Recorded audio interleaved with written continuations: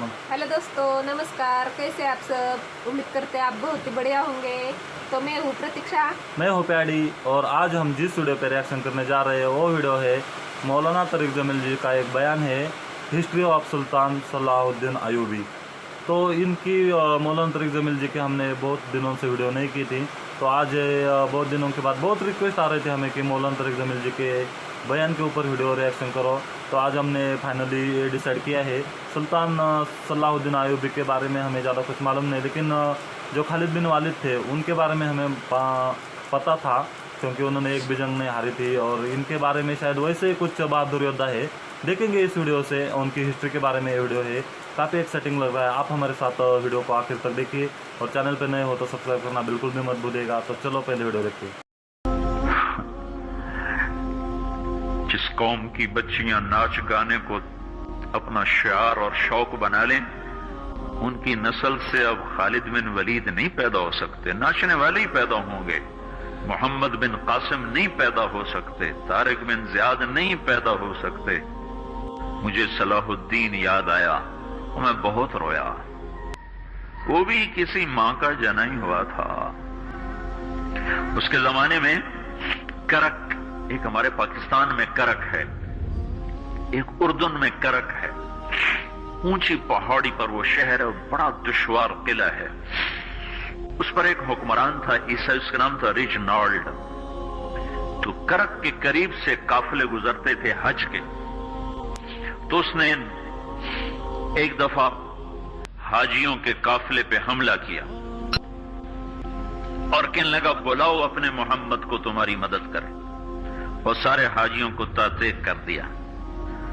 और दूसरी दफा उसने बहरी बेड़ा तैयार की और मदीने पर हमला करने के लिए वो बंदरगाह तक पहुंचा यम्बू की, लेकिन मौसमी हालात साजगार न थे तो वापस हो गया। तो हित्तीन की लड़ाई हुई है फलस्तीन में, जिसमें सारा यूरोप अपनी ताकत के साथ मैदान में उतरा था। और इधर तन्हा सलाहुद्दीन अयूबी रहमतुल्लाह अलैह अकेला उस लश्कर से टकराया था। और उन्हें उसमें सारी रोमन एम्पायर को शिकस्त हुई थी। तो बड़े बड़े बादशाह उसमें गिरफ्तार हुए। तो उसमें रिजनाल्ड भी गिरफ्तार होकर आया। तो कोई 12 बादशाह थे रियासतों के जो सामने उसके पेश किए गए। तो प्यास की शिद्दत से सबका बुरा हाल था।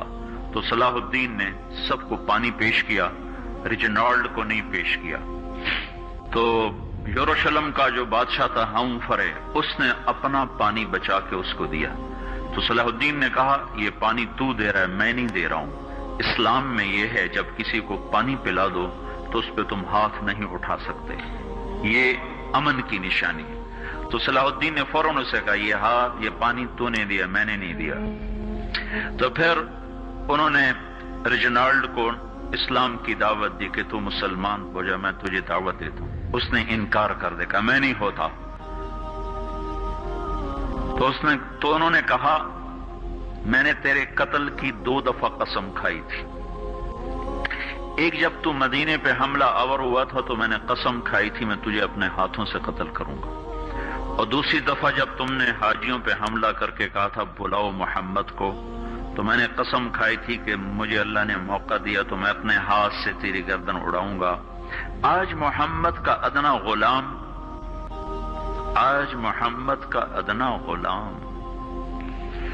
तेरी उस बात पर ये फरीजा अदा करने के लिए आ रहा है। और अपनी तलवार से उसकी गर्दन उड़ाई, वो पीछे लटक गई, पूरी नहीं उड़ी, पीछे लटक गई। खौफनाक मंजर बन गया।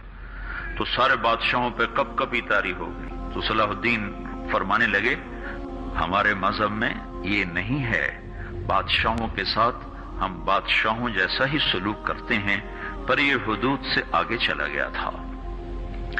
अब मुझे ये किस्सा भूला हुआ था, मुझे इन्हीं हादसों में, इन्हीं हंगामों में वो याद आया। तो बात तन्हाइयों में बैठ के बेबसी के आंसू बह जाते हैं, और इसके सिवा कोई चारा नहीं है। हमारी सारी नस्ल मौसीकी में डूब चुकी है।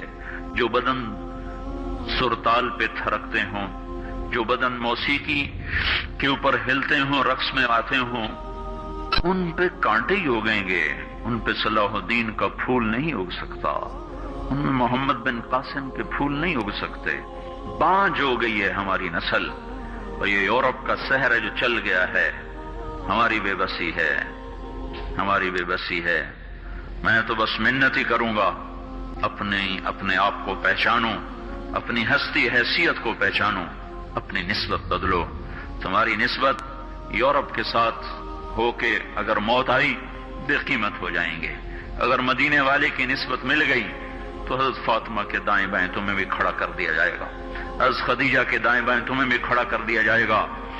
ये चंद दिन हैं, सब्र कर लो, घुट घुट के मर जाना ही बेटियों की रिवायत है।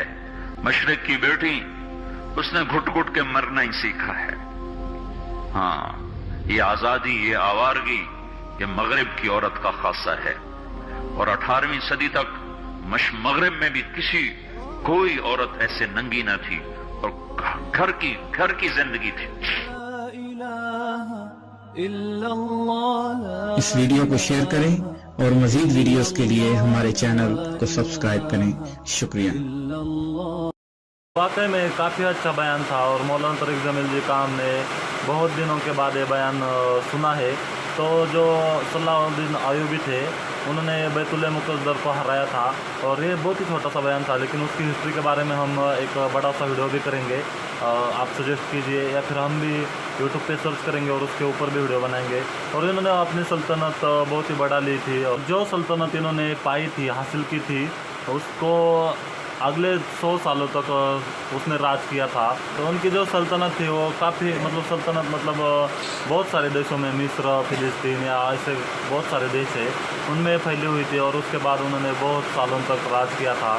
और इनके नाम पे कहे, या फिर इन्होंने ही खुद बहुत सारे हॉस्पिटल्स और स्कूल जो बनाए थे, और उसके अच्छे अच्छे काम भी उन्होंने बहुत सारे किए हैं। एक बात तो इनके बारे में बहुत ही दिलचस्प लगी कि उनको एक न्याय करने वाला, जस्टिस करने वाला एक बादशाह कहते थे। तो काफ़ी इनको और लायन ऑफ मुस्लिम ऐसा ही नाम दिया था। और शेर खुदा, अल्लाह की तलवार, जो कौन थे वो, खालिद बिन वालिद, उनको दिया था, और इनको लायन ऑफ मुस्लिम दिया है।